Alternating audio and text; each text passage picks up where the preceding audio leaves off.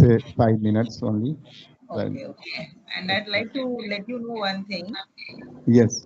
The details that I sent to you, Yeah. the Vijaya Bank now has got merged with Bank of Baroda. Yes, ma'am. Yes, ma'am. So if you send the remuneration by this month, then it's all right. Otherwise, I'll send you the revised details, account number, and all that has changed. Revised detail would be better, ma'am. Actually, because that how much time it will take from the account sections that we didn't know. Oh, So that revised will be better.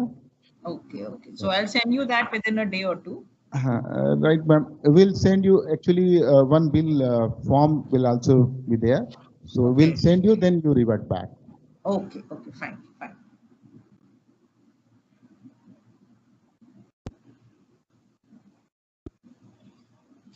Okay, audience, Avdesh, they are all MTech, PhD, or Actually, ma'am, this program is sponsored by AICT Atal Academy. okay, So the registration is being done through the Atal portal, AICT portal, and the okay, audience are mostly assistant professor, few are associate and professor as well, and okay, 90% of them are assistant professor, means academic, and only 10% are PG or PhD, okay, okay, fine, fine. and it is from across the country.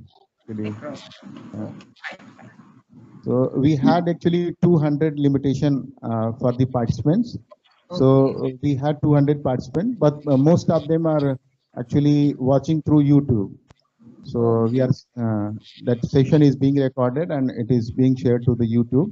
So okay, 70, 80 participants are watching through YouTube, and here okay, mostly 100, around 100 are joining with us in the MS team. okay, that's fine.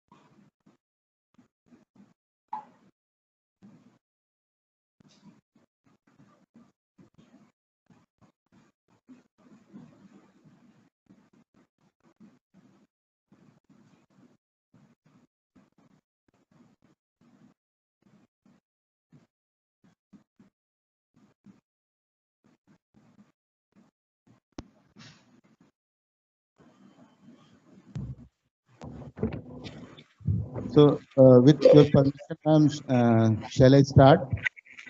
Yes, yes. Okay. So, good morning, dear participants, and a warm welcome to you all once again on the day 4 and session 9 of recent advances in control system 2020. I also welcome Professor Subhi Purwar ma'am for promptly accepting our invitation for this faculty development program. Thank you, ma'am, very much. Thank you very much. And in this Thank session, you for the invitation. so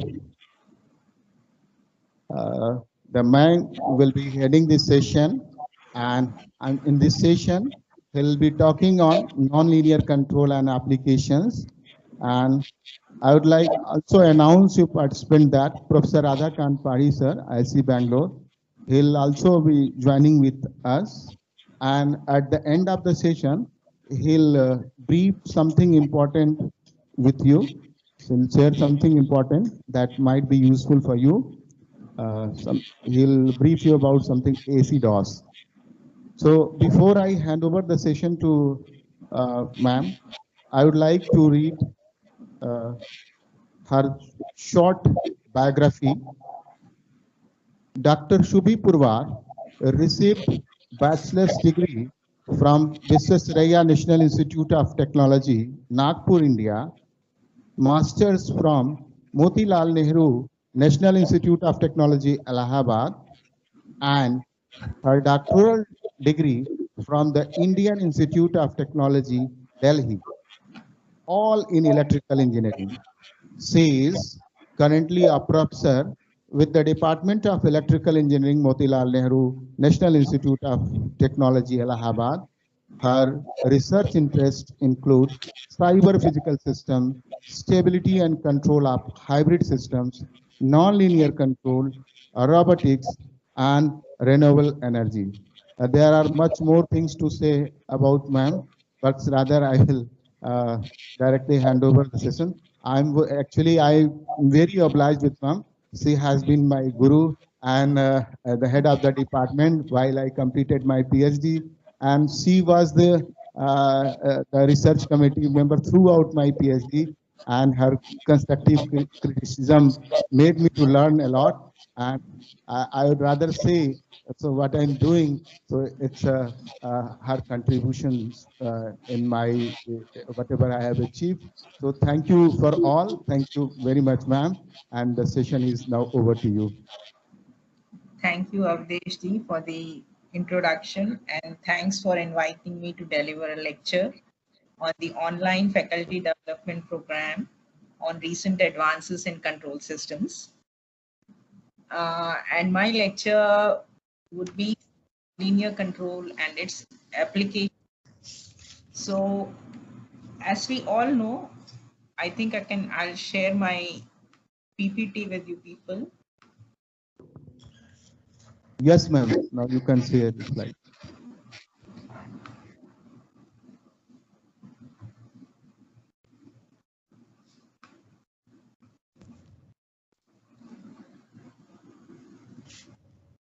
Okay, we all know that linear systems are very well studied and they are well established, and they are powerful tools in the area of linear systems.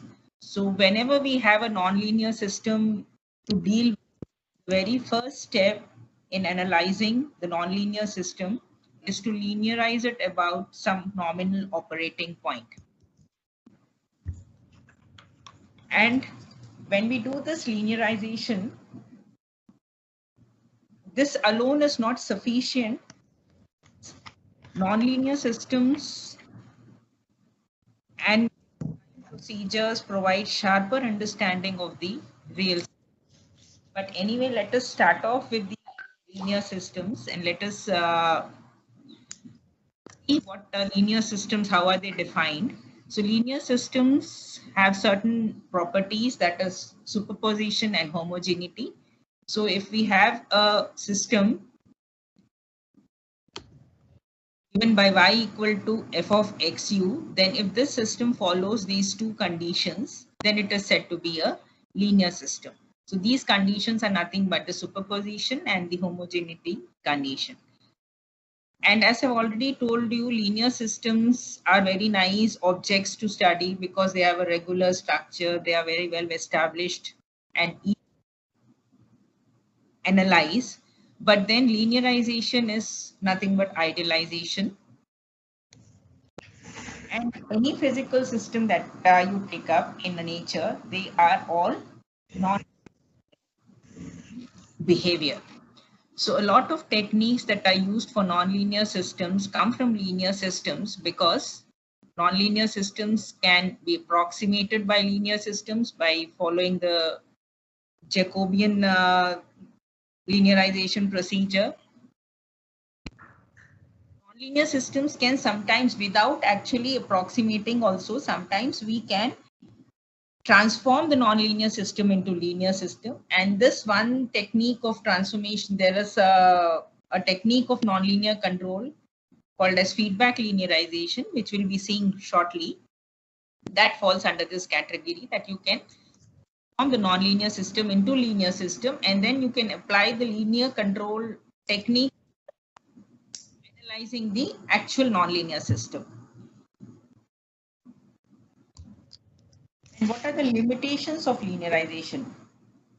When we talk about linearizing nominal operating point, then there is an approximation involved.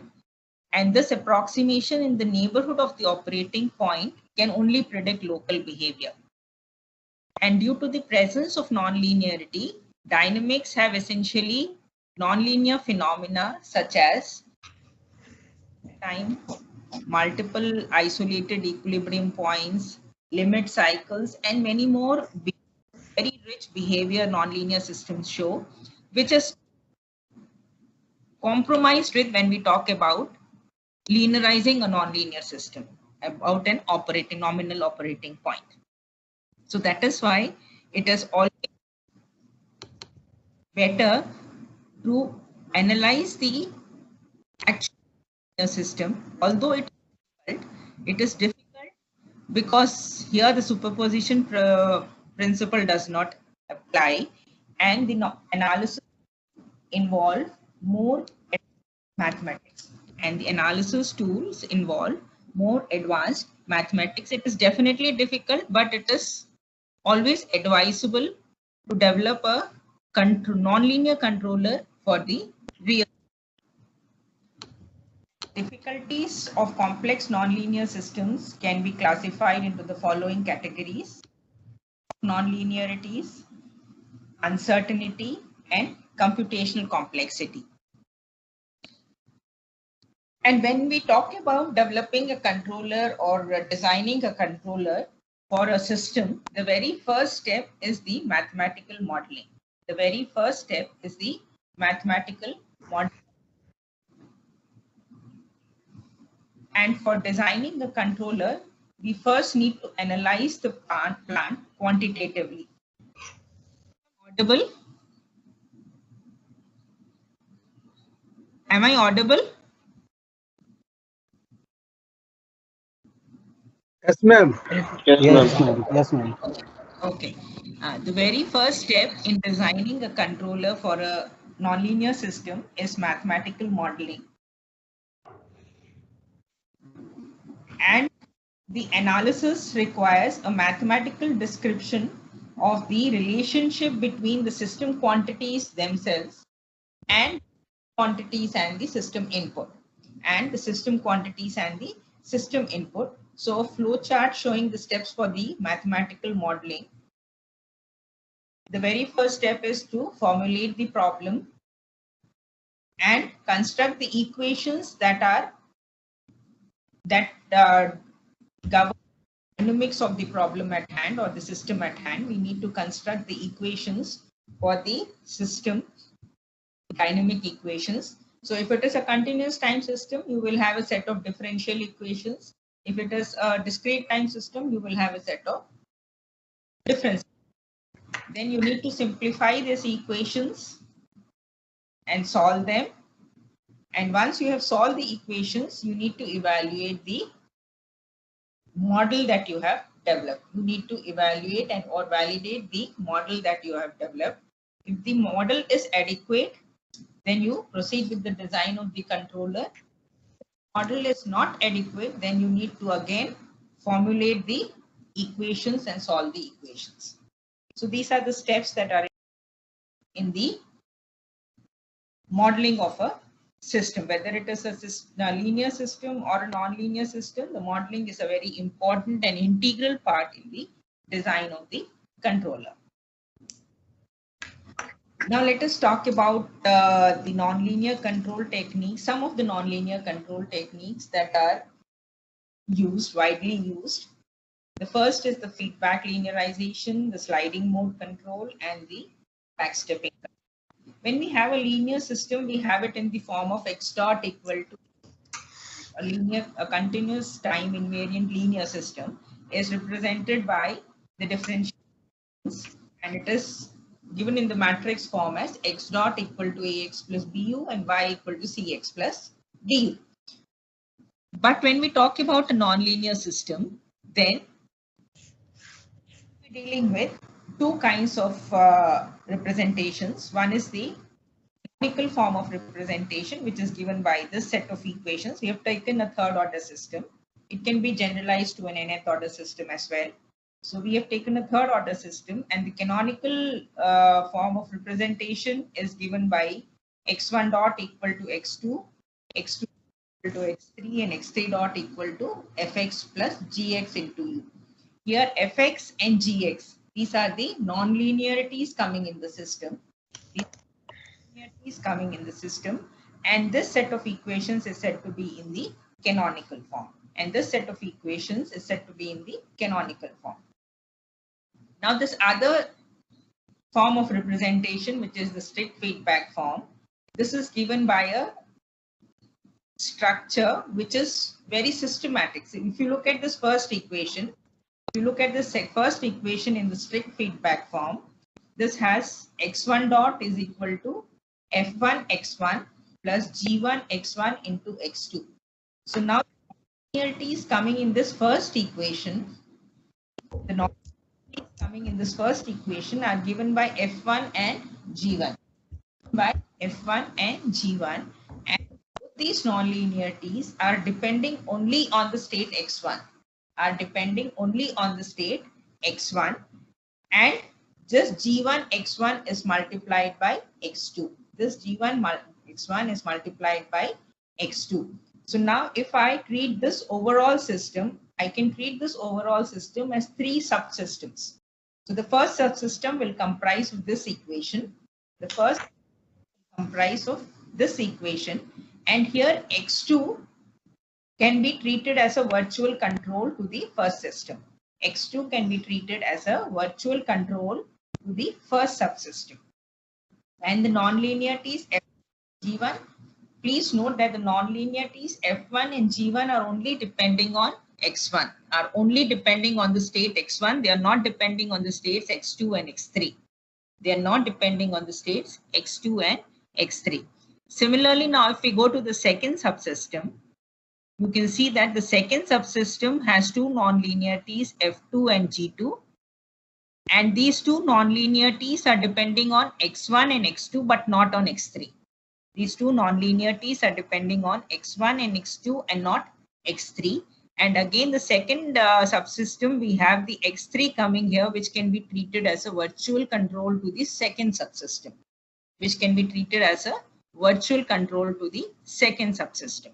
And in the third equation, which is the last equation of any third order system, you can see that the F3 and G3 can depend on all the three states x1, x2, and x3. And you have the final control, actual control input coming in the last.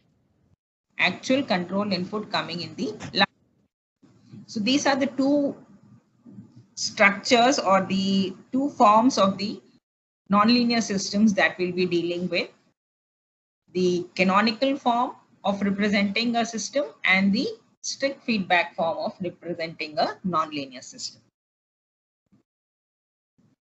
So now let us go to the feedback linearization. Let us understand the basics of the feedback linearization. And once we have finished with the basics, we'll come to the intelligent control of robot manipulator by the feedback linearization.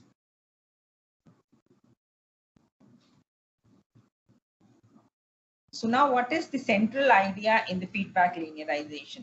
It is to transform a nonlinear system dynamics into a fully or partially linear one so that linear control techniques can be applied.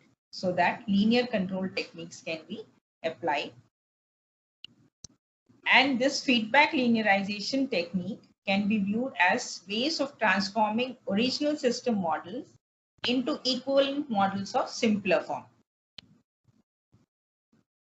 And these can also be used for developing robust and or adaptive nonlinear controllers. And this feedback linearization has been applied in the area of control of helicopters, industrial robots, and biomedical, many other areas as well, Now here what we are actually doing is we are trying to cancel out the non-linearities that are coming in the system, and we are transforming the system such that the non-linearities coming in the system are cancelled out, resulting in a linear system. How we do that? Let us look into that. So here we have the system in the companion form. And if you do not have a system in the companion form, then the very first step for applying the feedback linearization technique would be to transform it into the companion form. So here the system is given by the set of equations, and x1 dot equal to x2, x2 dot equal to x3, so on, and xn dot given by fx plus bx into u. Xn dot given by the nth derivative of x is given by fx plus bx into u. So we have an nth order system, and in the matrix form you can write that system in this form also. You can write it in this form. So you have x1 dot equal to x2, x2 dot equal to x3, xn minus 1th dot equal to xn, and xn dot equal to fx plus bx into u. And your output is given by x1, which is the first state. So x is the x1, there should be x1 is the scalar output, and this vector x, all the states of the system, these are given here. So these are all the states of the system that we have, and fx and bx are the nonlinear functions, are the nonlinearities present in the system. Fx and bx are the nonlinearities present in the system. So now these nonlinearities can be cancelled by using the, now if you look at this one here, this expression xn dot equal to fx plus bx into u, right? So here, if I choose u as 1 upon b, v minus f, if I substitute u, this u in this expression, if I substitute u as 1 by b into v minus f, this simply becomes xn dot equal to v. Xn dot equal to v. So now you have the system in the linear form, that is you have x1 dot equal to x2, x2 dot equal to x3, so on, to xn dot equal to v.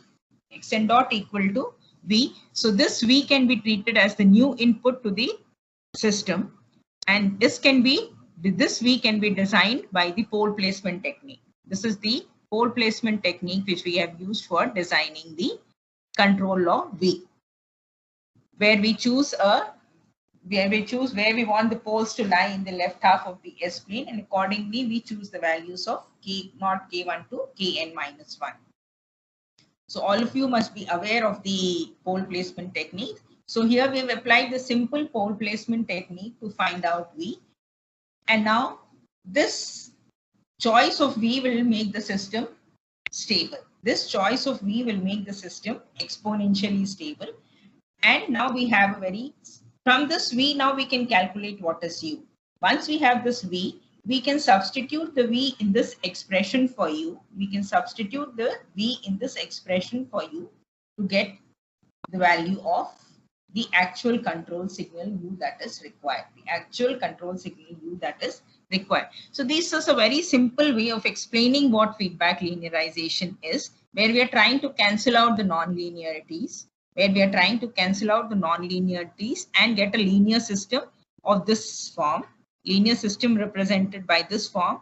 And then we apply the simple established linear control techniques for finding out what your V is. And once we have V, from V we can get the value of U. From V we can get the value of U. So when we talk about feedback linearization, again it can be categorized into two methods. First one is the input state linearization. The other is the input output linearization.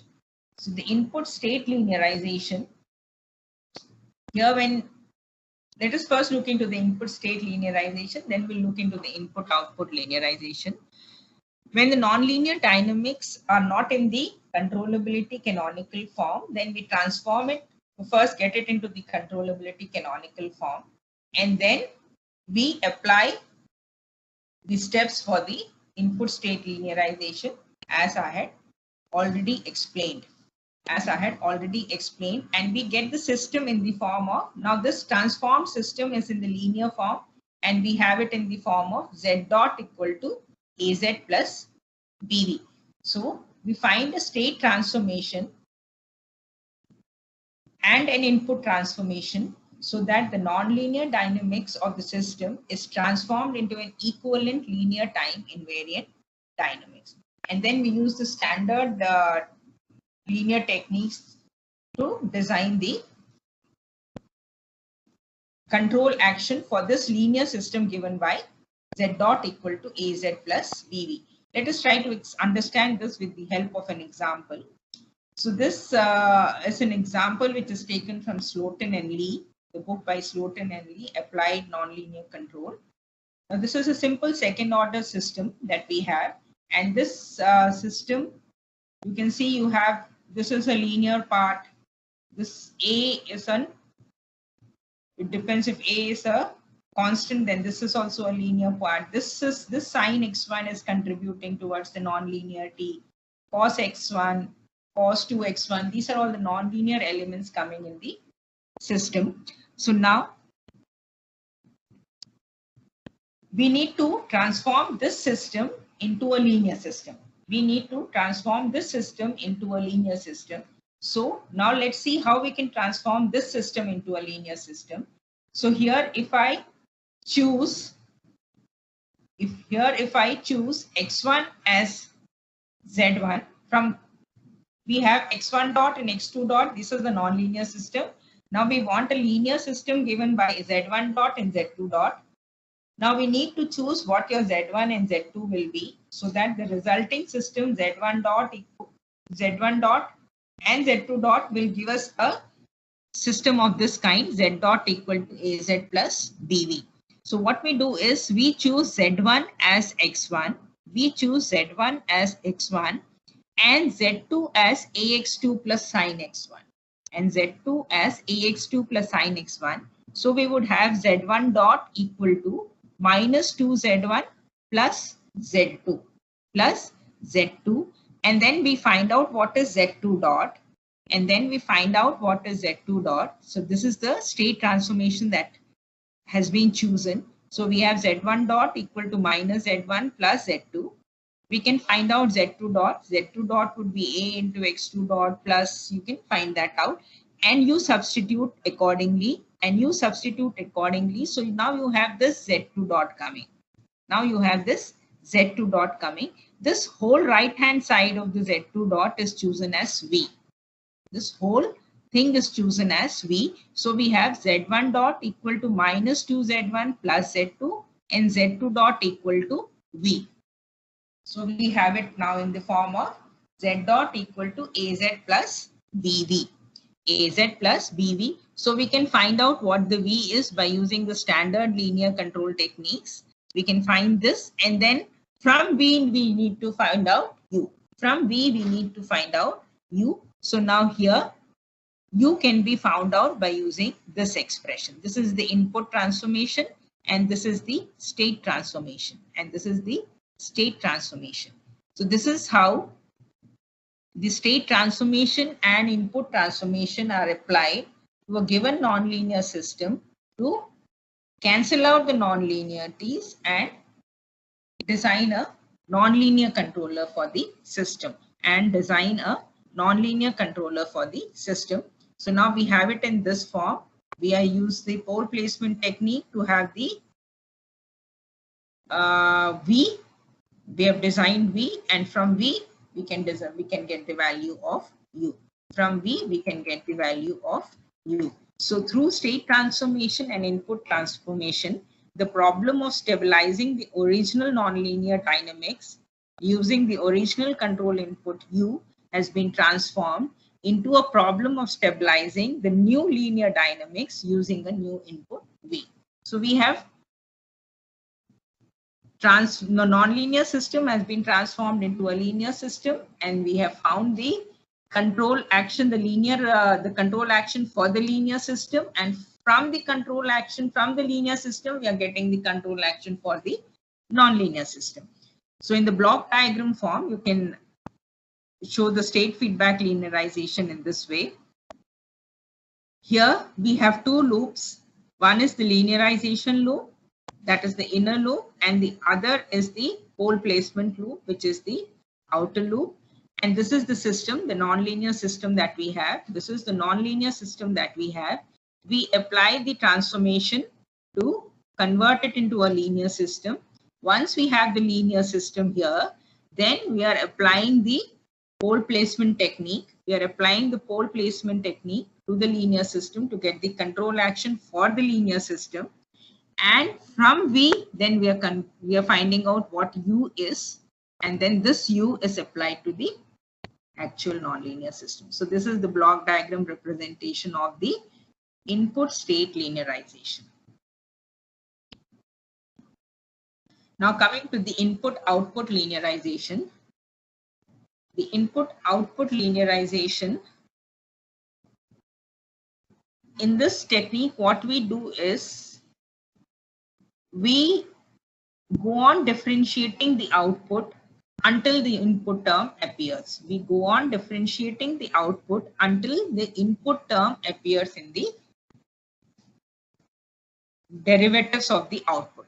So the intuitive basis for the input-output linearization approach to nonlinear control design is finding a direct and simple relation between the system output Y and the control input U. So in the equation of Y, if input U is not appearing, in the equation for Y, if the input U is not appearing, then we go on differentiating the output Y until the input U appears to get a direct relationship between the output and the input. So now here, for example, we have this third order system.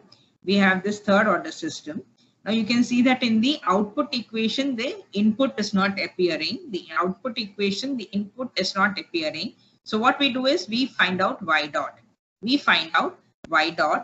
And when we find Y dot is nothing but X1 dot. So you can see that even in the expression for X1 dot, the input U is not appearing. Even in the expression for X1 dot, the input U is not appearing. So we need to find the second derivative of Y. So when we find the second derivative of Y, we will see that the input U will appear in the second derivative of Y. And this F1x is all the other nonlinearities that are coming in the second derivative. So here, once we have it in this form, then here also you can find out U by this expression. So you can find out U by this expression. And here V is again the same simple pole placement technique we use to cancel out all the nonlinearities in the system. And we find out the resulting output equation is simply Y double dot equal to V. y double dot is equal to v. This is the resulting linear system that we get. And once we have this linear system, then we find out v, and from v we find out u, and from v we find out u, and we get the expression for u. So these are the two methods of feedback linearization. The first was the state feedback, and the second was the input-output feedback linearization. Now in this this expression, if you look at this expression for u, we will have to remember that when x2 goes to -1, when x2 is equal to -1, this u will become infinite. This is the singularity condition occurring. So one has to ensure that this x2 should not go to -1, should not go to -1 to avoid the singularity condition. There are different techniques given in the literature to avoid the singularity condition. So they can be adopted to have a control law defined everywhere. Now, in this particular case, you do not have a control law defined at the point x2 equal to -1. So here, when we talk about this technique, the limitations are when we talk about this, because we are talking about the pole placement technique for designing V, so we need all the states should be measurable for this technique to be applicable. If all the states are not measurable, then we will have to go for an observer-based controller design. And the second case, when we were talking about the input-output feedback linearization, there I said that we need to differentiate the output y repeatedly until the input u appears.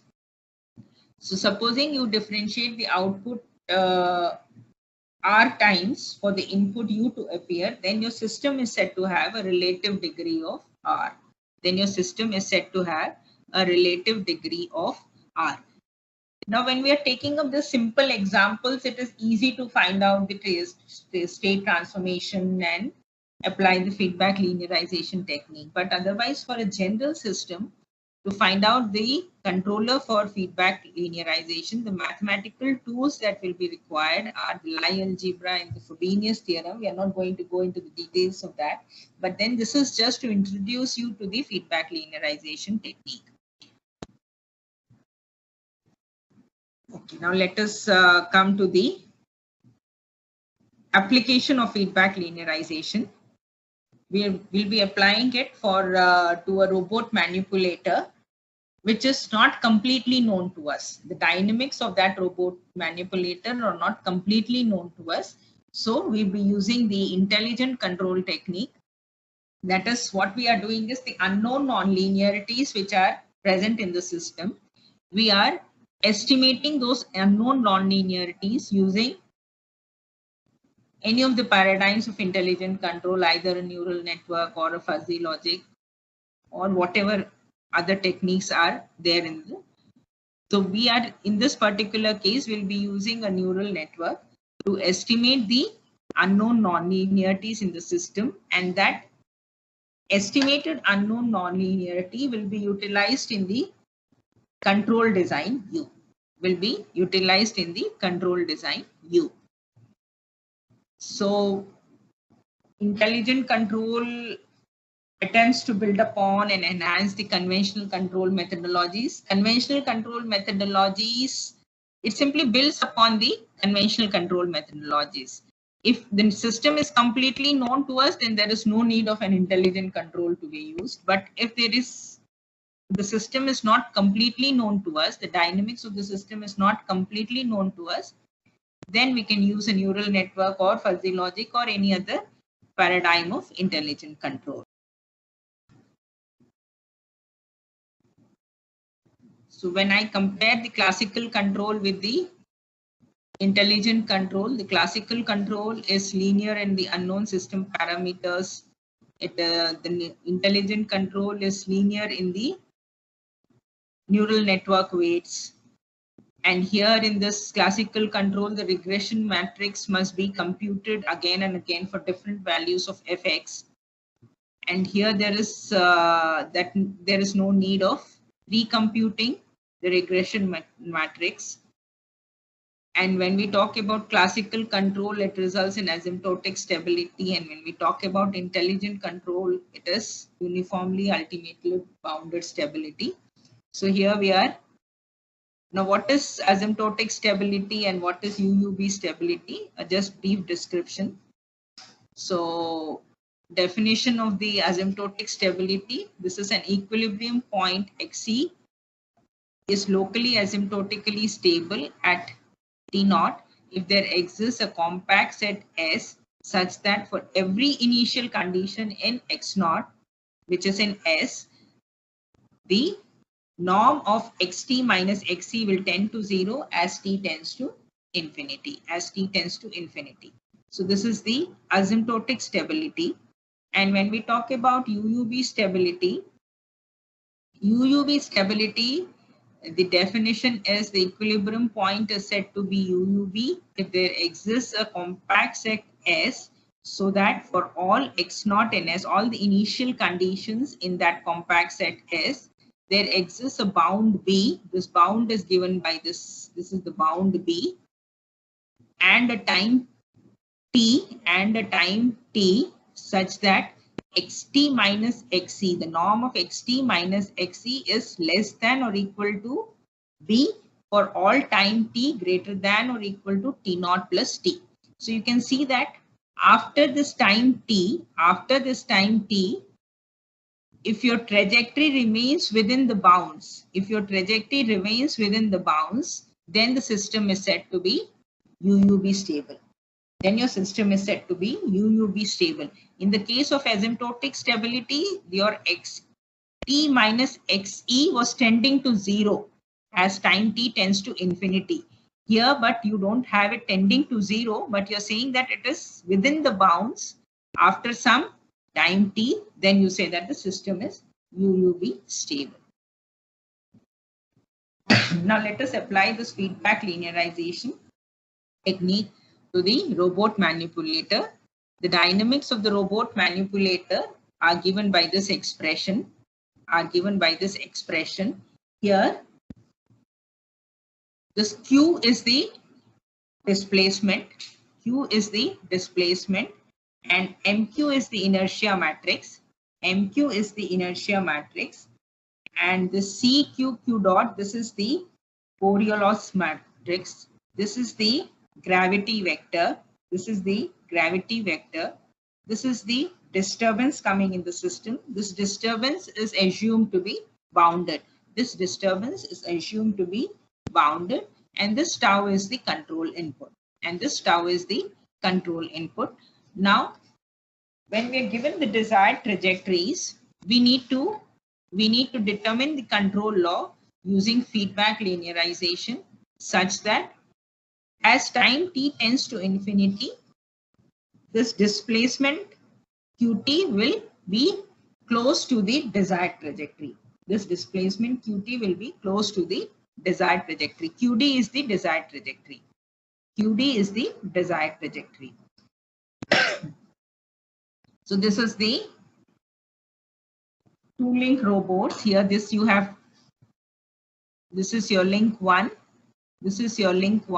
and this is your link 2, and this is your link 2. L1 is the length of link 1, L2 is the length of link 2, M1 is the mass of link 1, and this is the mass of link 2. Q1 is the displacement of link 1, and Q2 is the displacement of link 2. So this is the robot manipulator that we want Q1 to follow some desired trajectory QD1, and we want Q2 to follow some desired trajectory QD2. So we want these two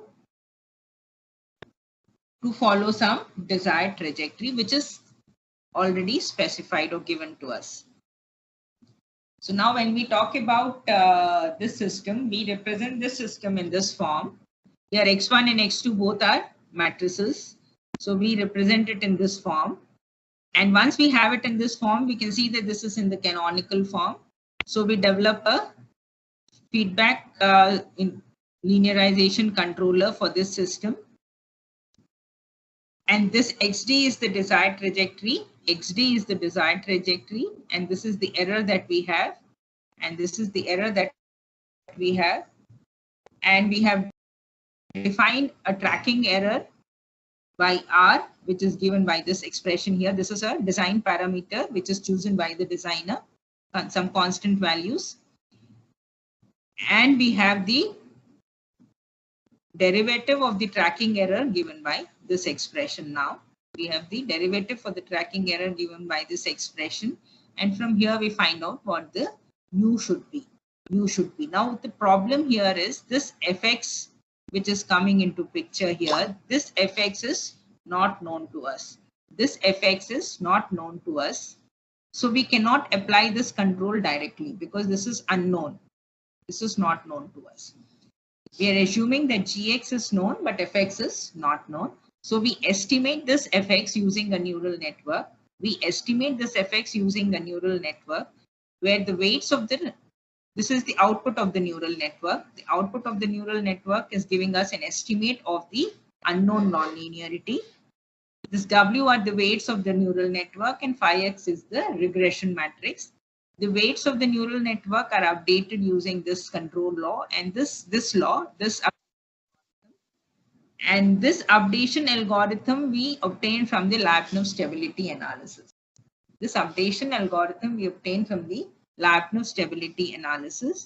And this is the final control action that we are applying to the partially known system. This control algorithm could be directly applied if both fx and gx were known to us. But because fx is not known to us, then we apply this control algorithm for controlling the robot manipulator.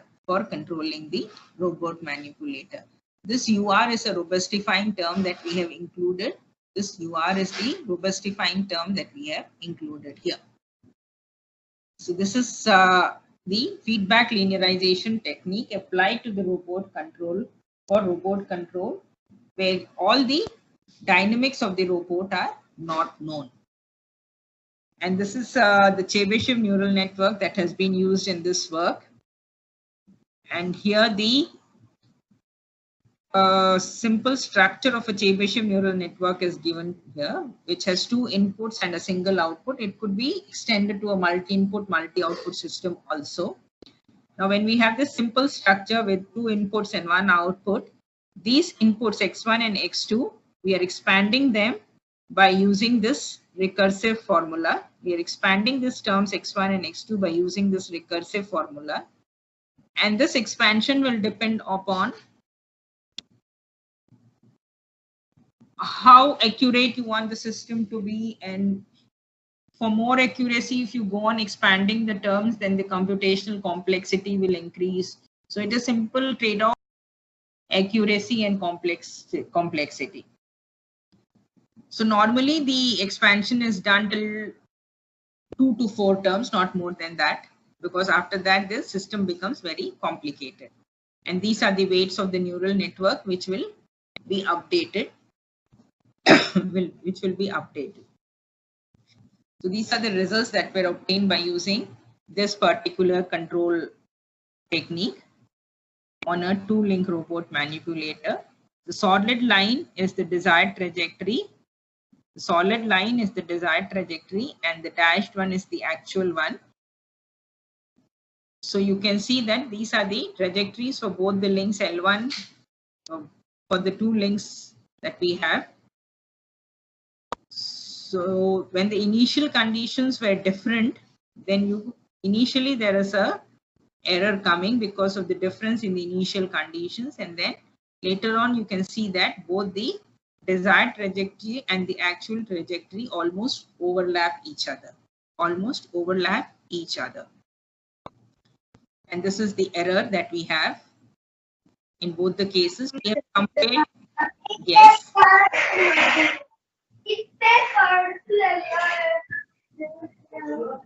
I would request all of you to put off your mics, please. If you have, then you can ask me.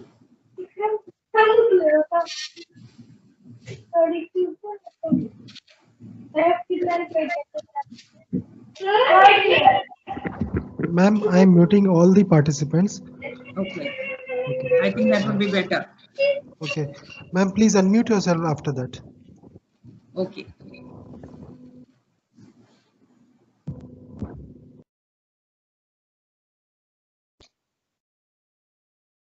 Ma'am, please unmute yourself.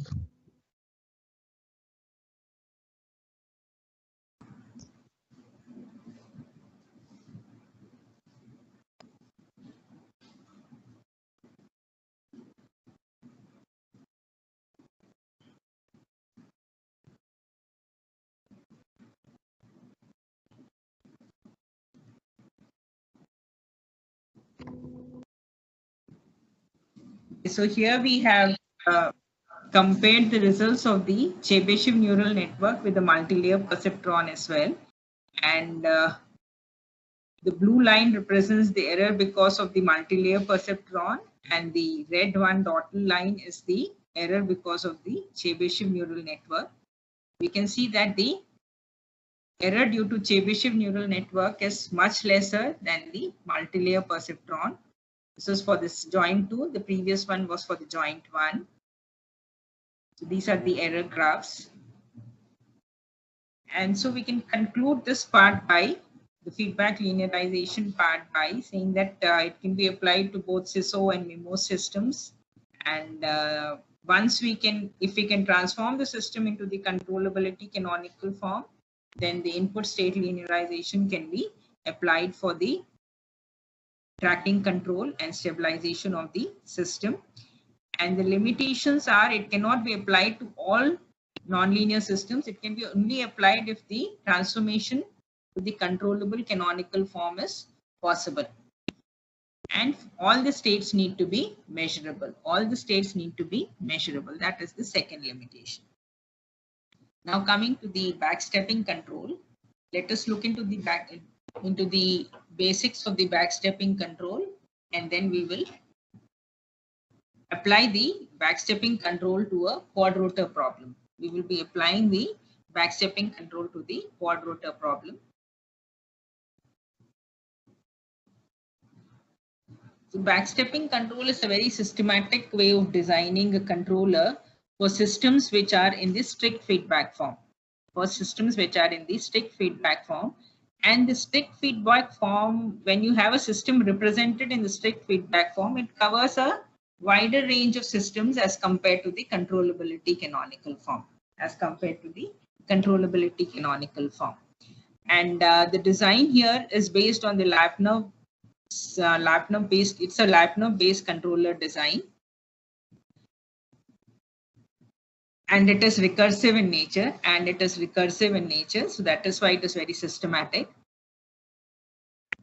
And backstepping design also provides with robustness to uncertain parameters, external disturbances, and modeling errors. And the basic idea behind the backstepping is to break the design problem of a full system into subsystems. That is, we had seen that when we have a third order system, we were treating the overall system as 3 subsystems, and we were designing a controller for every subsystem. Step by step, we go by designing the controller for every subsystem. And this is the literature that is available on backstepping till date.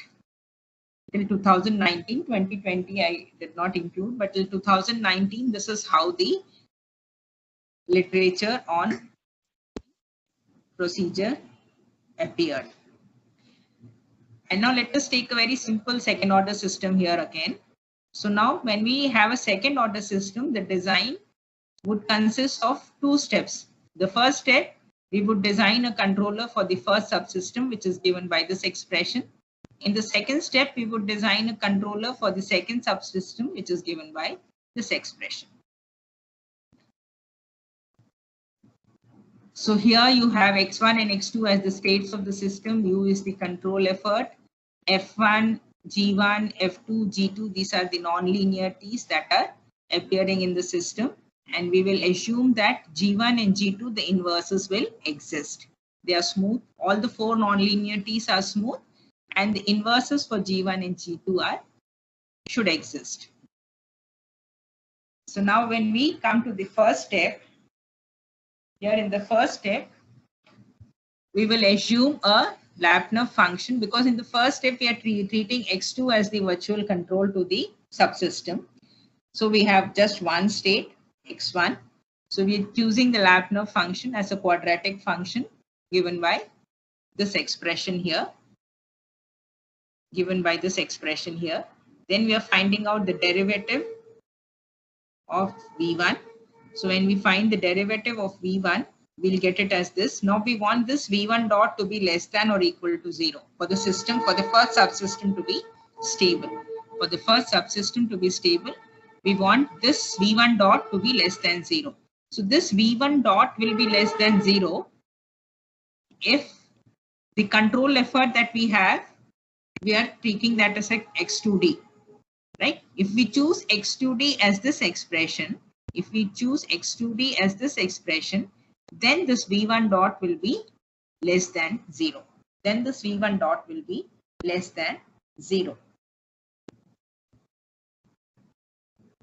And here this K1x1 is chosen as minus K1x1. So we have V1 dot, this should be V1 dot is equal to minus K1 x1 transpose x1. So this will always be less than 0. So you have the first subsystem stabilized. Now when we go to the next step, we would like to stabilize the overall system now. The first subsystem has been stabilized. Now when we are considering the second subsystem also, we need to choose a Lyapunov function now, which is, now this is the control effort. This is the so this error term, this is again a quadratic function. V2 is again a quadratic function comprising of this term, the first term that we had taken for the first subsystem. And this is the error quadratic term. X2 minus X2D is the error term. You would like this also to go to 0. So this is the second term that has been added to the Lyapunov function. And now we would want V2 dot to be less than 0. So now for V2 dot to be less than 0, you need to choose U, which will make V2 dot less than 0. So that is why I said this is a very systematic procedure. Step by step we go. In the first case, we had stabilized the first subsystem by choosing an appropriate Lyapunov function, and then we were making that derivative of the Lyapunov function to be less than 0. We were choosing X2D. Now in the second step, we are choosing U such that the overall system is stabilized, and this is how we will be choosing getting the control expression. We will be getting the control expression to be this, for V2 dot to be less than 0. And this K2 of X1, X2 is chosen in this way. So that all your final V2 dot turns out to be this expression, which will always be less than 0, because again it is a quadratic here with a negative sign. So this is the feedback linearization where we go step by step, and it is Lyapunov based controller design. Similarly, if you have a third order system, then the output here is given by x1, so your error is given by x1 minus whatever is the desired trajectory, and you will choose v1 as half e1 squared, and you get your x2d as this. This completes the first step. Then in the second step, you will choose x3d such that both these subsystems become stable. So this choice of x3d will make these two subsystems stable. And finally, you will choose U such that the overall system is stable. So for that, you will make this choice so that your overall system is stable. So it's a very systematic design where we move step by step. First, we choose x2d, then we choose x3d, then we choose the final control effort U. And all these choices of x2d, x3d, and u, we are getting from the, by choosing a Lyapunov function, and then we are making the derivative of that Lyapunov function to be less than 0. Now let us apply this backstepping technique to this quadrotor problem. This is a typical configuration of a quadrotor. The typical configuration of a quadrotor is given here. And you can see that the quadrotor has four rotors installed at the corners of a cross-symmetrical structure. It's shown here in this figure. And the quadrotor system is a rotating rigid body with 6 degrees of freedom. This quadrotor has 6 degrees of freedom. You have it in the x, y, z direction. And again, you have the angles, Euler angles, which are 3 Euler angles. In this case, we will be taking them as phi, theta, and psi. So you have totally 6. It is a rotating rigid body with 6 degrees of freedom. And the absolute position of the quadrator is given with reference to the fixed inertial frame, that is x, y, and z. And the orientation of the quadrotor is expressed in terms of the Euler angles, which are taken as phi, theta, and psi in this case. And this phi, theta, and psi are the roll angle, pitch angle, and the yaw angle. The roll angle, pitch angle, and the yaw angle. And the Euler angles, that is your roll angle, is assumed to lie between minus pi by 2 to pi by 2. Similarly is the case for the pitch angle, which is given by theta. And the yaw angle, that is psi, will lie between minus pi and pi. So now this quadrotor dynamics can be grouped into rotational dynamics as well as translational dynamics.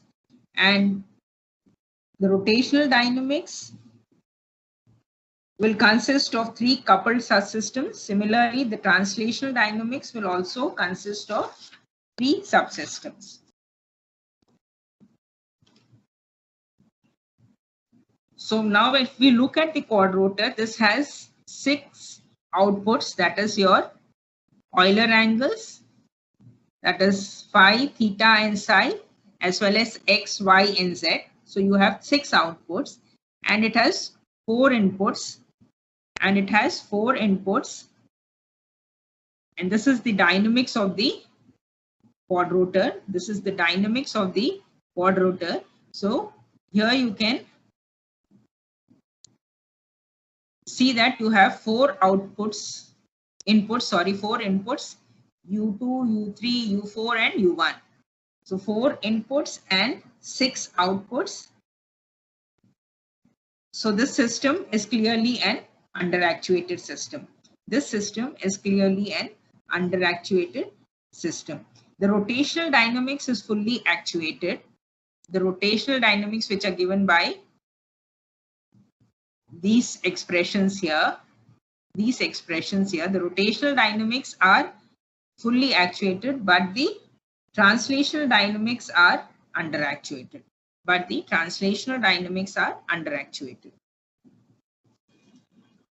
So now here the steps that we had seen for the second order system, these are the steps which we will be considering for the second order system. So first we will be looking at the roll controller. And for the roll controller, we will be controlling U2. And we can see that for U2, the expression turns out to be something like this. So this is the control action U2. And similarly, on the same methods, when we follow, we can get the other control efforts.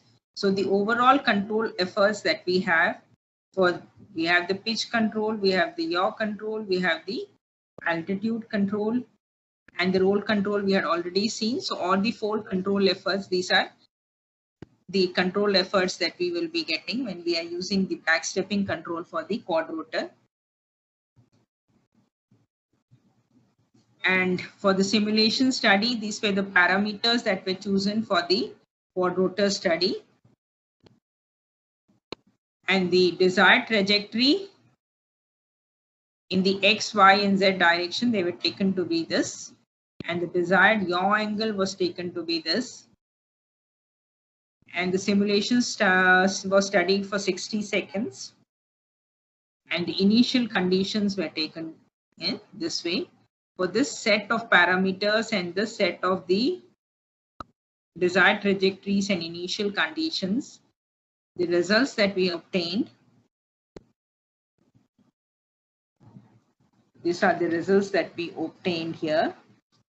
And this shows the desired, this figure shows the desired and the actual trajectories of the quad rotor in a 3D space, in a 3-dimensional space. The red one is the desired trajectory and the blue is the actual trajectory. You can see that both the trajectories are almost overlapping each other.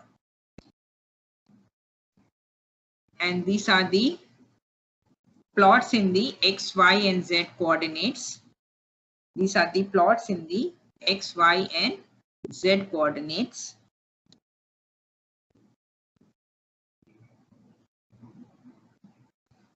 And these are the errors in the X, Y, and Z coordinates. These are the errors in the X, Y, and Z coordinates. And this is the plot of the Euler angles that we have.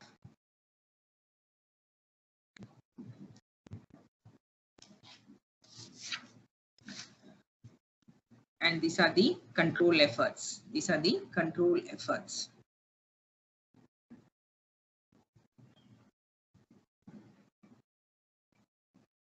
So now let us, how much more time do I have, Deshji?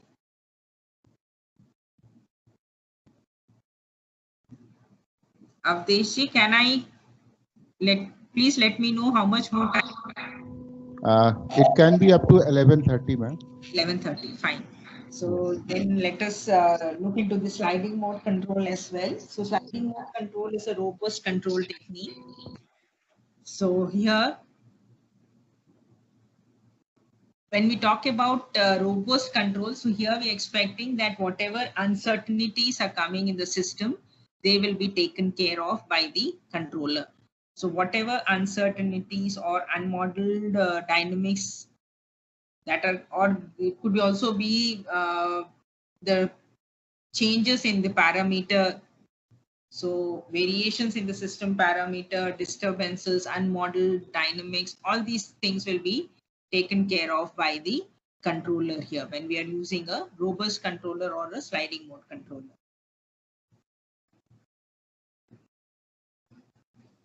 So the sliding mode control, the main advantage is it is robust to modeling errors and unknown disturbances. We only need to know that the disturbances are bounded. We only need one condition, that the disturbances are bounded.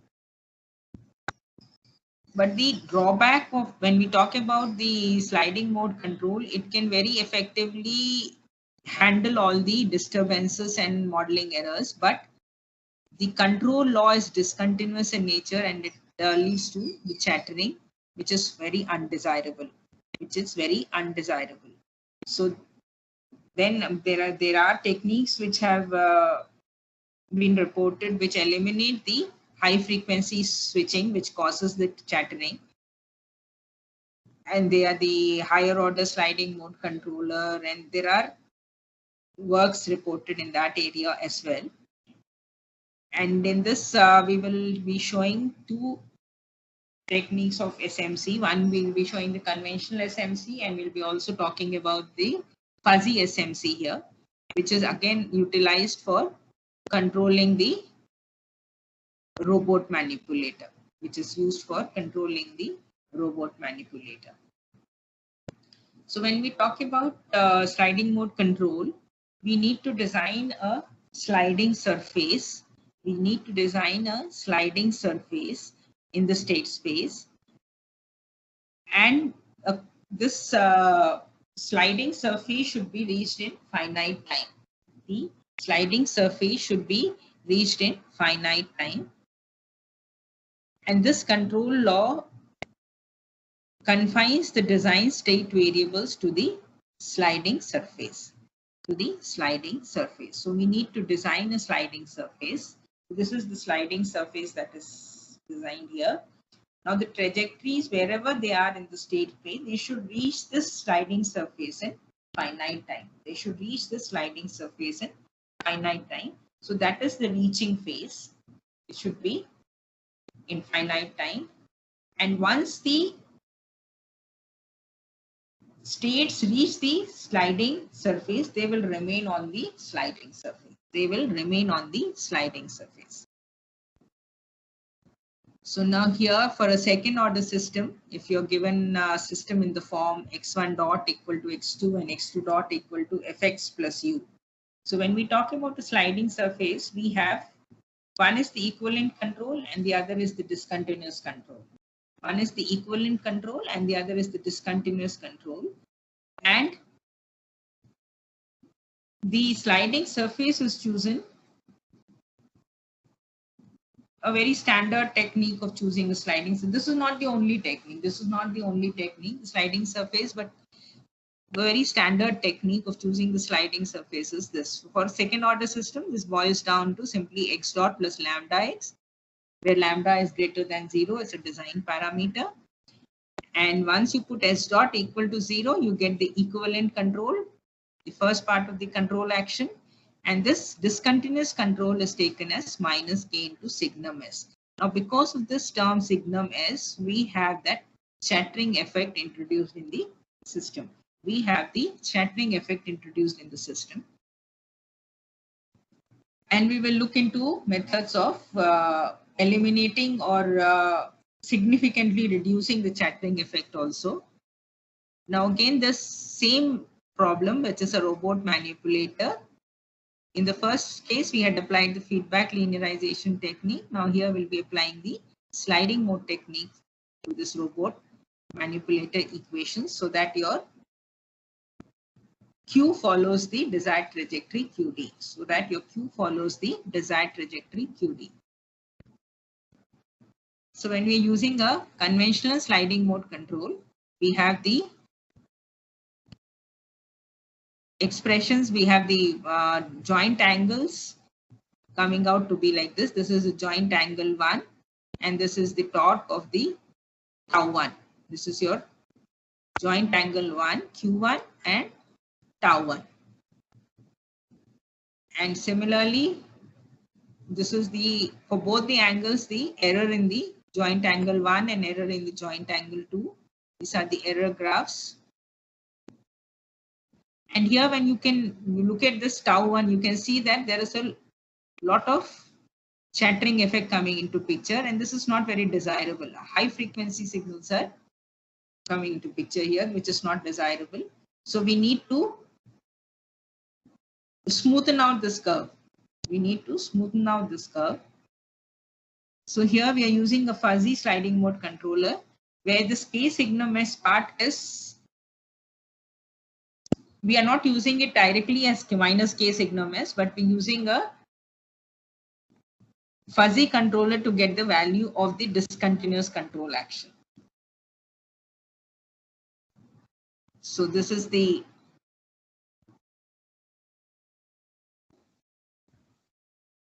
these are the equations for the, these are M cap, C cap, these are parameters of the system. Nominal values are taken here. And this is the fuzzy controller that has been applied to get the,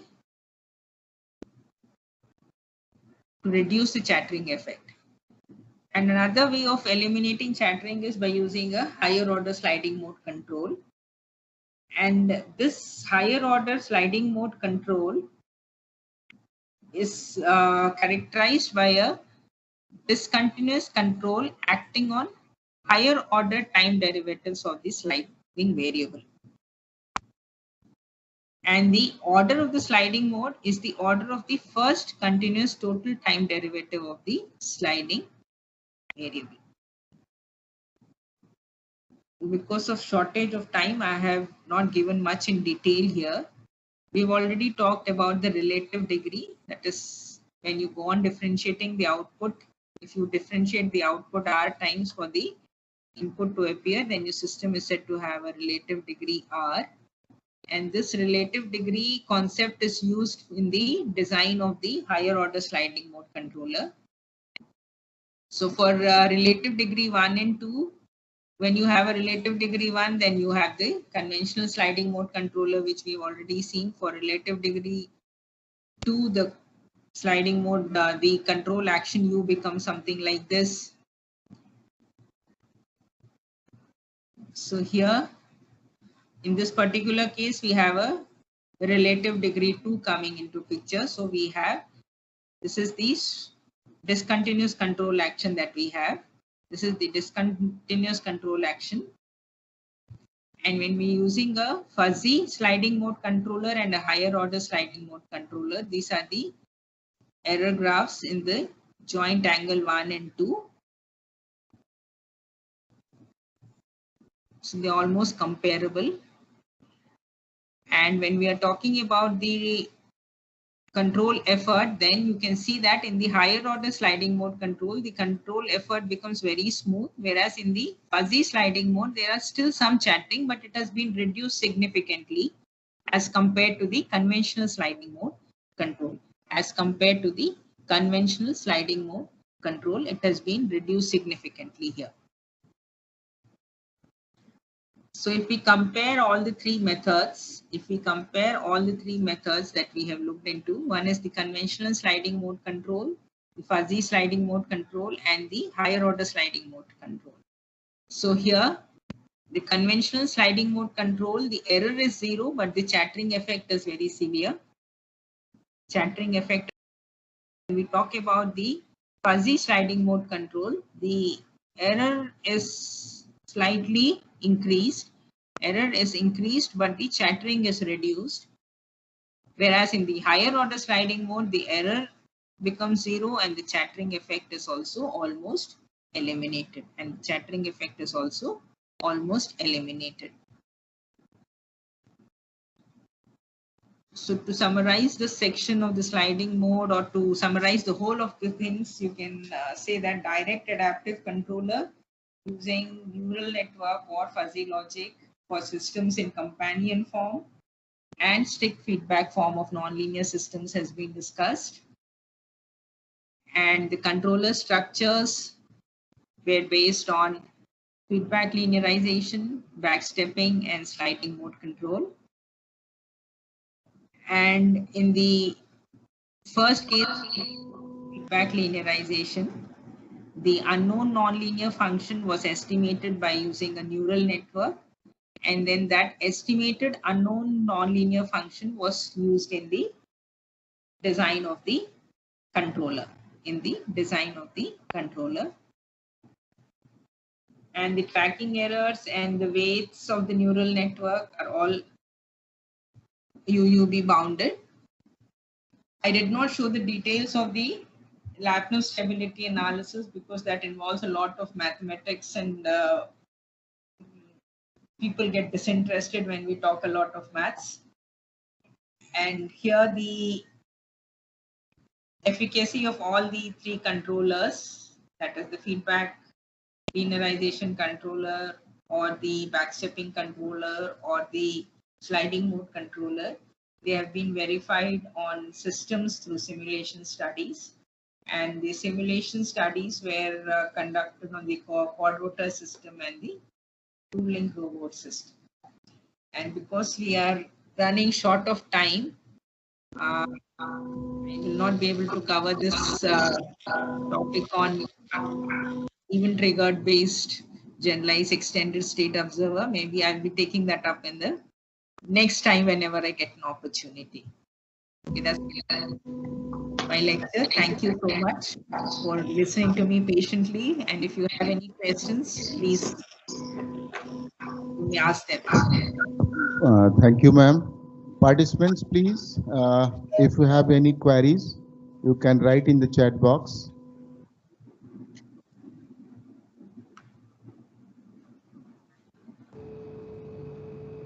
Hello. Hello, Yeah. yes.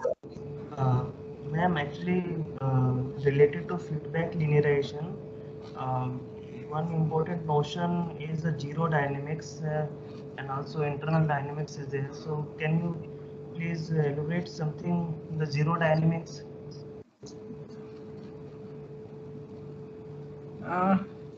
Please be louder. Actually, your voice is not clear.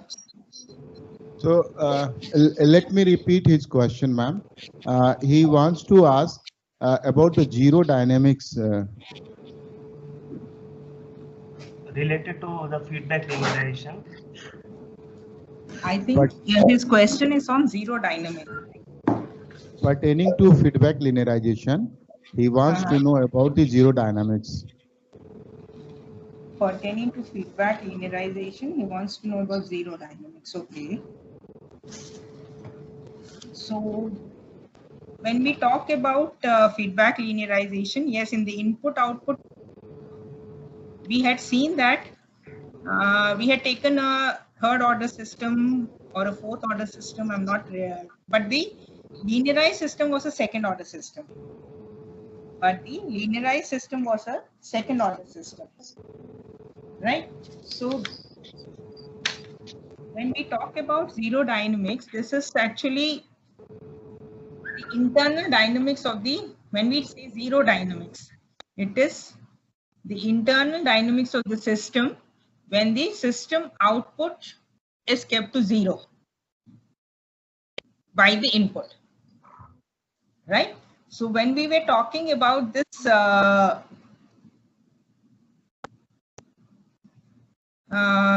higher order, when we were talking about linearizing a system, a higher order system resulted in a lower order linear system. A higher order non-linear system resulted in a lower order system. So we need to, for the overall system to be stable, we need to show that the local asymptotic stability of the zero dynamics is enough. So I don't know how much you're understanding what I'm saying, but to understand zero dynamics,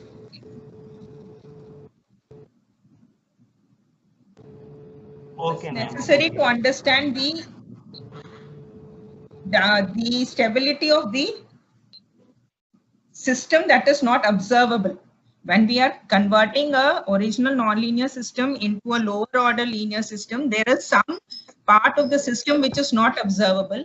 This unobservable part, if this unobservable part is stable, then this is then the zero dynamics is stable. And if the zero dynamics is unstable, then the problem becomes difficult to handle. Yes, ma'am. Is there any solution, ma'am, if my zero dynamics is unstable? Yes, yes. Even on that, the literature is there. Okay, ma'am. And ma'am, what is the condition for the input state linearization? What is the condition? What are the conditions for, because all the nonlinear system we cannot represent in the form of x dot is equal to f of x plus में g of x into u. So is there any condition to be in the form of input state linearization? Yes, you need to have it in the controllability canonical form. Okay. That is why I said that strict feedback, when you look at strict feedback systems, they cover a larger let me come back to the slide. I will explain that better from there. Yes, this one.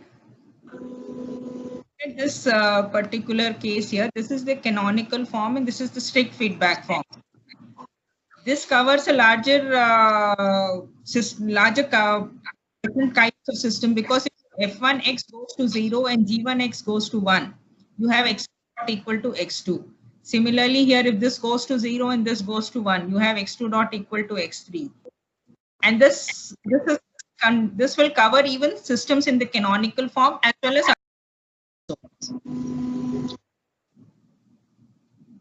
Is it okay? Yes, ma'am. Yes. So, all right, ma'am. Moving to the next question.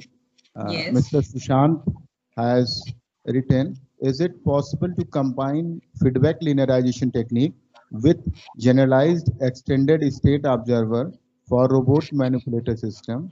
How to design such control for system? So if you're using a GSO, you're using GSO for which purpose, Mr. Sushant? What is the purpose of using the GSO? Hello. Yes. Am I audible? Yes, you're you are. audible. Yes, ma'am. Actually, I'm working on an under-actuated system, like a cart pole system. So currently, I just gone through some papers and I have implemented a generalized extended state observer for a cart pole system. So what was the idea for you? Why did you use a generalized state extended observer? That is my question. Actually, I just have added some mismatch uncertainty into the system, and I have just compared that generalized extended state observer with the traditional SMC. So I got the best results compared to the SMC, but there are some points which I have noted, like some initial state controllable conditions I need to consider. For that, that GSO is not getting the proper results. So that's why I just planning some feedback linearization techniques. So I had gone through some papers regarding the under-actuated system. So there they have implemented. So just in my mind, just comes this point. So how to combine that feedback linearization with the generalized ESO? No, I think it can be easily combined, because your GSO is generally used to estimate the states as well as to estimate the disturbances that are coming in the system. Oh, yes. Yes. So you have the disturbances estimated, and even if your all the states are not measurable, you can measure the unknown measurable states by using the GSO, and you can use use it for the feedback linearization. Oh, yes. So, moving to the next, before I move to the next question, let me have one announcement for the participants. Professor Radhakant Pari sir has already joined with us, and after the session will be over. So, dear participant, please be connected. He will just take 10 minutes to brief you something about AC-DOS, right? So this is a very important announcement for the participants. So please be connected after this session gets over. So the next question is from Mr. Ravi Shankar, and he wants to know, is there any strict criteria where we can use backstepping but not sliding mode control? Okay. So here the sliding mode control is basically a robust control technique. So wherever you have uncertainties, supposing it's a power system, so there is a lot of uncertainties when we're talking about a power system. So there it is better to use an sliding mode control technique, because sliding control technique falls under the category of robust controller. Backstepping can be used where you have the system in a very in the strict feedback form. For one requirement is the system we should be able to represent the system in the strict feedback form, and the robust backstepping techniques is also good enough when you have uncertainties. But then if the uncertainties are less, then it is okay going with backstepping. Again, it is a very debatable question. There is a lot of advantages of backstepping as compared to SMC, right? So it basically, I would say that when the uncertainties are high, then go for an SMC, sliding mode control. Okay.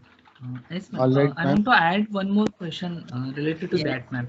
Okay. Yes. Actually, what happened? A few of the papers I have seen, number of peoples are going to compare the backstepping, sliding mode controller, feedback elimination techniques, and they prove their results based on the comparisons. So, is this work is validable or is it questionable, or what do you say about this, ma'am?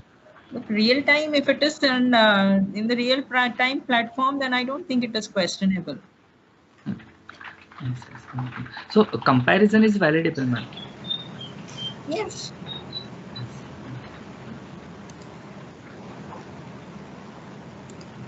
Okay. Thank you. I think you satisfied, Mr. Ravi Shankar? Yes, ma'am. Because what happened, ma'am, actually we are thinking about any one of the controllers, so best suited for our applications. So once we prove this one, this particular controller is suitable for our applications, we move to next advance in the same controller, or we think about the different controllers. So we will ultimately we are trying to compare the results. So I think comparison is best suitable to prove the results, or advancement in that controller is the suitable for to prove the results. Advancement in the existing controller, or if you're making some advancement, it is definitely much better. Right? And if you're working on a real-time platform, then I don't think there should be any doubts coming, because you are giving the real-time results. Simulation studies, okay, there could be a doubt coming that it depends on how you're tuning the parameters, what are the design parameters that you're considering. But when it comes to real-time platform, I don't think that should be an issue. Okay. Actually, I'm working on underwater vehicle, man. So to work on real-time system, it's difficult because it's a very costly setup. So Yes, I'm agree. working on that simulations work. So I'm thinking on that way only. When you don't have the facility, then simulation is the only way to go ahead. Yes. Okay. Thank you, ma'am. So I can see one more question by Surinder Hans. He wants to know about the physical significance of equivalent control pertaining to sliding mode control. What do you mean by physical significance, Surendra Hans? Surendra Hans, Ma'am, please. actually in sliding mode control, you said two control terms is there. Is the one is the Yes. discontinuous control, and Yes. another one is the equivalent control. So what is the meaning of this equivalent control? This equivalent control is actually to make the system reach on the sliding surface. We are choosing a surface on the trajectory to reach the sliding surface. Once it reaches the sliding surface, it will remain on it. Right? So equivalent control will bring the system on the sliding surface. Once it is on the sliding surface, then that discontinuities, because it will go up and down. So chattering effect is because of the second term that we are using, that is the discontinuous control. Okay. Sir, the last question I will take is written on the our YouTube chat channel by Dr. S.K. Pandey from Sonbhadra. Ma'am, he wants to know, his question is, due to system uncertainty or any other effect of modeling of the system, if the modeling of the system is not possible, then how can one design a controller for such type of systems? So whenever we have uncertainties or we have some modeling, when I talked about controller design using neural networks, so there the function fx was not known to us. There the function fx was not known to us. That fx was estimated using a neural network. So we can go for intelligent control when we have some unknown dynamics in the system, or we don't have the complete modeling of the system also.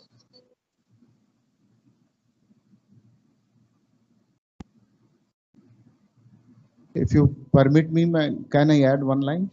Yes. Yes.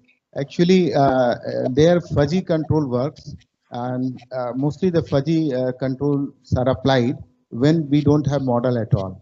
So because it is rule based, then we can apply this fuzzy system. Yes, that falls under the category of intelligent control. Intelligent control. Yes. So with this, I end up with the question answer session. And thank you, ma'am, so much for your nice delivery. You exposed the participants to so many non-linear controllers. I'm sure that they all have been benefited by this, but your back-stepping control is being always famous. And with this back-stepping control, I hope the audience would put some forward step towards the research. So thank you, ma'am, very much once again. Thank you. Thank you for giving me this opportunity. Thank you so much. Participants, please be connected. Now I would like to request Professor Padi, sir. Can you hear me, sir?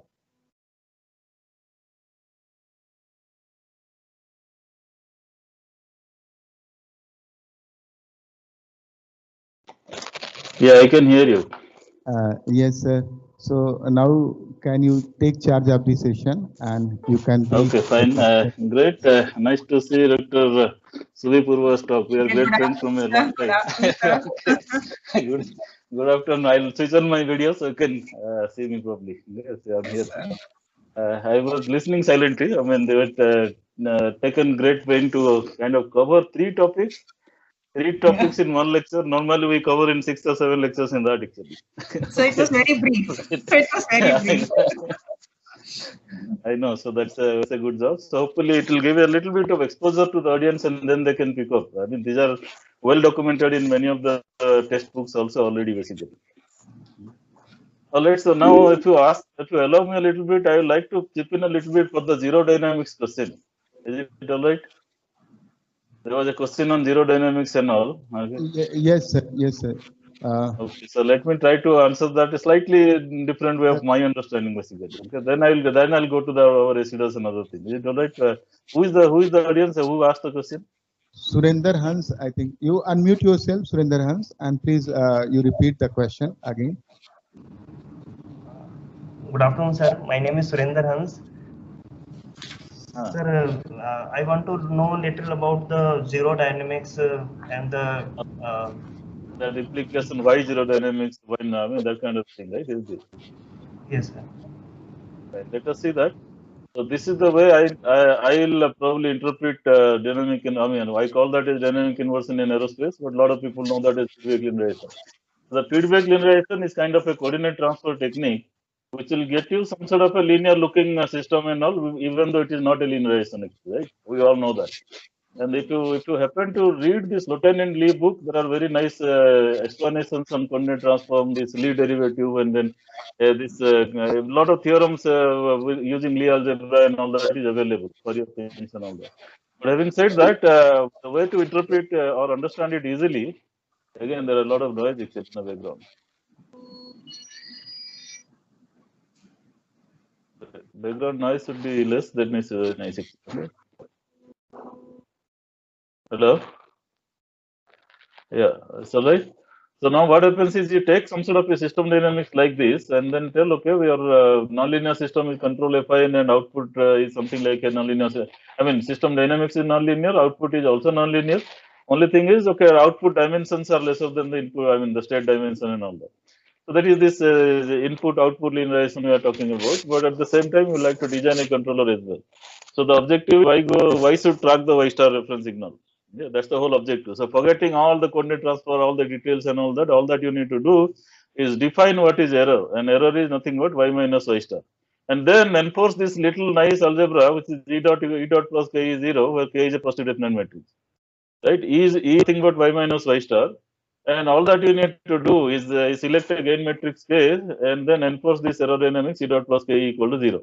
And after that, you substitute what is E. E is Y minus Y star, E dot is Y dot minus Y star dot, like that.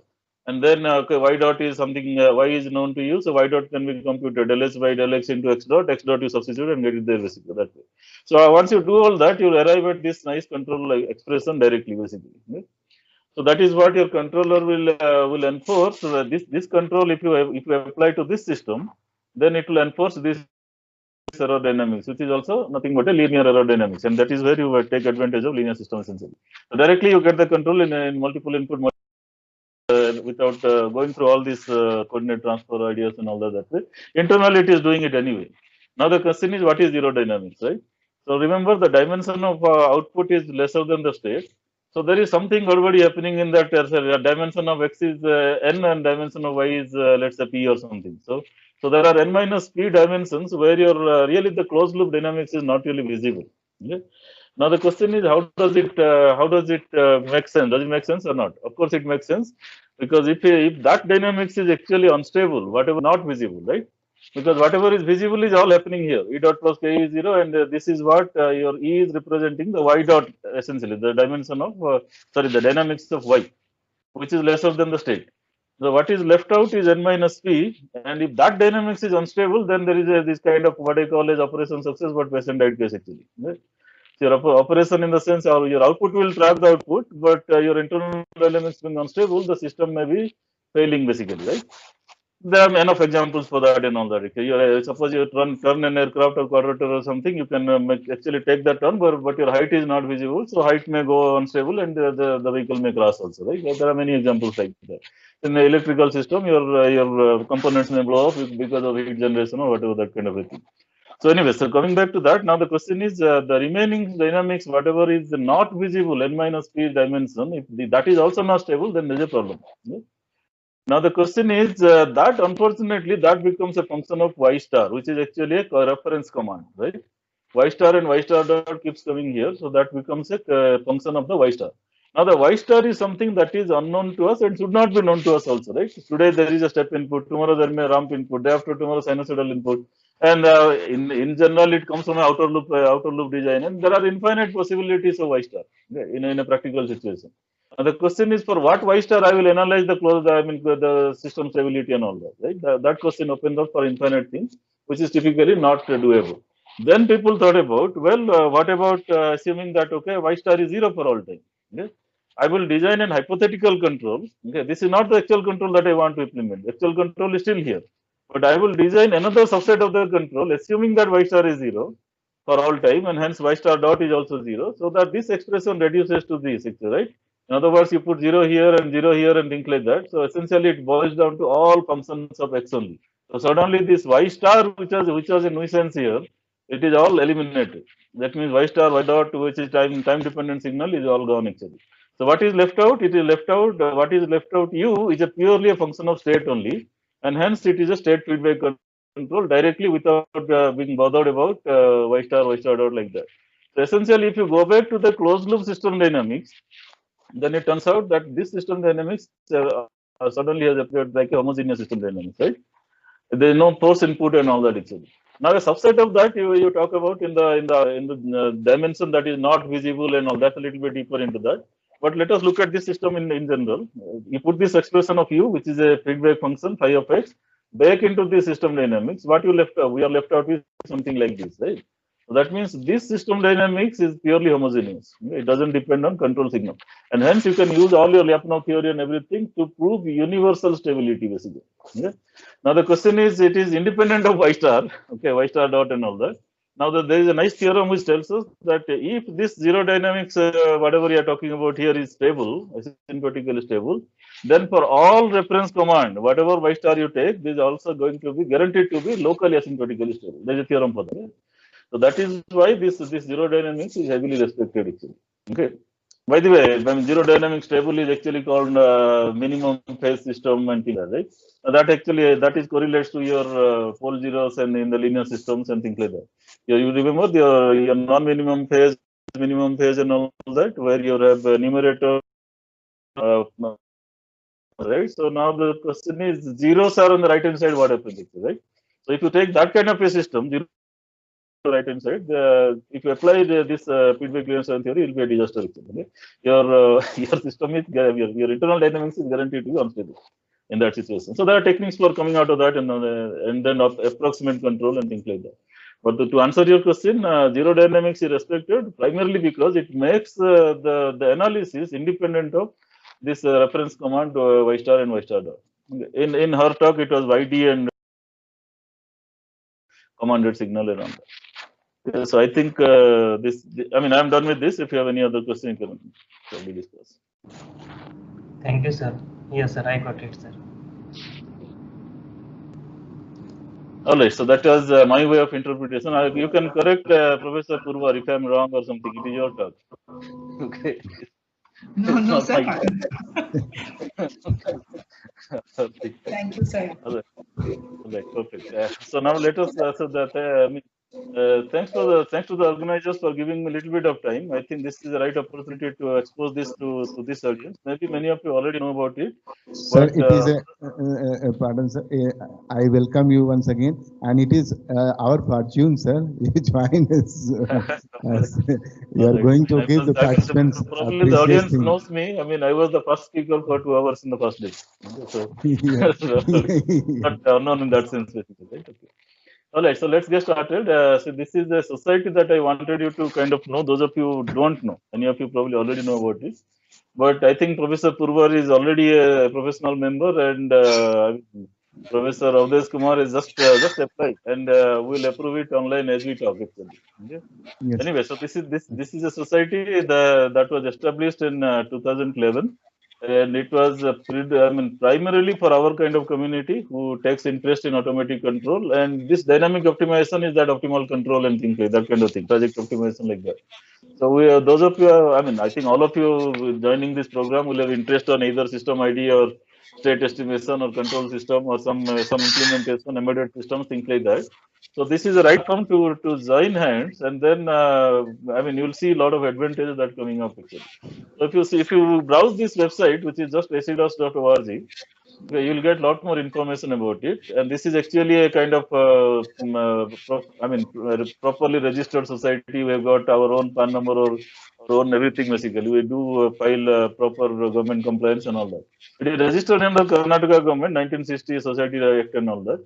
So these are the people who are actually there involved as some sort of a office bureau. It's going to change by end of this month anyway. This is the time to do that. And also see that there are so many members here already, which are like we have got professional members. So the list is long. I mean, that kind of thing. It is all getting listed. You can see, you can visit and see all that. And you can also see honorary members. And here you can see, I mean, the name of ISRO chairman here, and also the DRDO chairman as well, actually. Okay, so this is okay. This is the DRDO chairman. So there are people. I mean, they're both from abroad and here and all that. There are also so many dignitaries here and all that. We're actually becoming our professional. I mean, our honorary member by invitation, basically. We are also open for a lot of student membership. All of your students can also come in. I mean, later on they can graduate to the professional members and all that. It is as good as like IEEE members, IEEE control system sort of thing. You can see that kind of a society related issues. I mean, but our society is primarily associated with IFAC. And remember, IFAC is this International Federation of Automatic Control, which has got about 50 countries and all that there. And there you cannot become members by yourself. Your country has to represent by some society and all that. So I mean, this is where our society is a national member society for IFAC and all that. So we have got some few IFAC events and all that done in the country. Few more are coming and things like that. In 2022, there will be one more event in IIT Bombay, direct IFAC event and all. There were one event in IIT Delhi, there were two in IIT Bombay, one in IIC Bangalore before, and all that. So all of you are welcome to participate here and bring more and more IFAC events in our country also. Having said that, once you become a member, you can actually do the job posting. I mean, you can, we will have, I mean, right now nothing, but you can post your own job. Suppose you're looking for project staff and things like that. You can also see many of our previous events and all. You can see what all happened and things like that. There are many things that you are given there. I mean, including many of our. I mean, this is many of our previous events and all will be documented.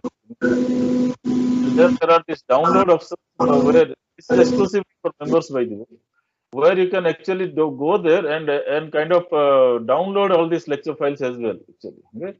But you have to log in first. Login will be given only to members basically. Okay? If once you become a member, you can see all this lecture material, which was even done before as well. Actually. Okay? So, and then of course you'll all ask me what is the membership fee and all that. Of course, there is zero membership fee. Right now, it's all open for free membership, and until 2023 December, may likely to get extended. All the details you will get here, membership fees and all. Right now, there is nothing really nil. And then after 31st December 2023, we may actually like to extend this also. So probably you will get it. What are our events? Main events are like every 2 years we do this Accords conference and all. And this is where we got a lot of this international participation and whatever. This is also an IFAG affiliated event actually. Okay? Now you see this benefits and all will be kind of if you want to go through that, you can go through at your time leisurely, and you can see all these things, objectives, and just to make sure that we are not fraud or something, it is all given there. That what date we registered and all that. Local language, of course, but still it is there. And then there are this everything is listed out here. If you want to see anything, whatever conferences, seminars, workshop, and all that you want to do, it is all there. Okay, it is. Whatever we have done before, also it is listed out here. Basically. Okay. So we can go through this every year. By the way, we do some sort of a workshop, some sort of a event. Not one event, maybe a couple of events, like that. So one thing is coming up on 30th of October this month, where we'll have two invited talks, one from US, another for other from Singapore, followed by this annual general body meeting and all that. So I suggest that you quickly become member, and then member application form, you can find it here. I suggest you go to online. Offline, nobody wants nowadays. So once you go to online, a small form will pop up. Just fill up. I think Professor Avdesh Kumar has just filled up in about a day or two before, so you can ask me. Just takes about 5 minutes. All that you need to get ready is a couple of this your photograph, your ID proof, and kind of a local address proof. Your photo will always be there. I'm very sure about it. Or you can take a selfie and then make a photo or whatever, that kind of thing. And then ID proof is your institute ID proof, and address proof can be some Aadhaar card or whatever you can give. That will be all acceptable. Application you can preview and submit, and then it comes and then gets listed where I can assess it using admin panel. This is what the admin panel looks like. It will all be listed here. And then we'll verify each and every of the articles. So this is if I click a profile of Avdesh Kumar, this is what I will see here in the backend. This is typically not visible to all of you. And similarly, if I see ID proof, address proof, and all that, it will come actually. Okay, this kind of thing, I will just have to verify things are okay or not okay. If minor changes are needed, I can edit it right there. Suppose somebody is by mistake. Many people have done that before. By mistake, they've selected like honorary member. It feels good, but honorary members are actually by invitation only. So I change it here back to professional and I approve it actually, right? So let us approve it online after Avdesh Kumar's application. I want to, are you sure you want to approve? Yes, I'll put approve. So now from this list, it will go. Okay, it will go from this list, and he is right now approved. Thank you. And then it will go to like manage members and all that, right? It will get listed as a member. So after this, you can upload. Suppose you want to change your ID, change your address to sometime like that. You can do it yourself by logging into the system and blah blah all that. So this is one thing that I wanted to kind of expose you and see that you are probably not missing out too much, because this is our membership has become quite large in South India. Naturally, of course, this is operating from South India, so we do expect. But we also want to expand seriously in North India part of it. And we want branches actually, right? Local chapters and all that. It will be very nice to see one thing in probably wherever, either Allahabad or this place, ITBH, or whatever it is actually. If you want to do that, it will be fantastic. But even before that, individually, I request all of you to kind of apply for membership. There is nothing to lose. Of course, you are not paying money, nothing actually right now. All that you are getting is benefit actually. So if you want to take it, I think we should not miss this opportunity. That's what I want to see. I want to say today. And more on that, you can go to this website and acdos.org. That's all. Okay. And then we'll expect. I'll wait for all of your applications in this week or probably quickly next week or something. All that it takes is just 5 minutes to apply.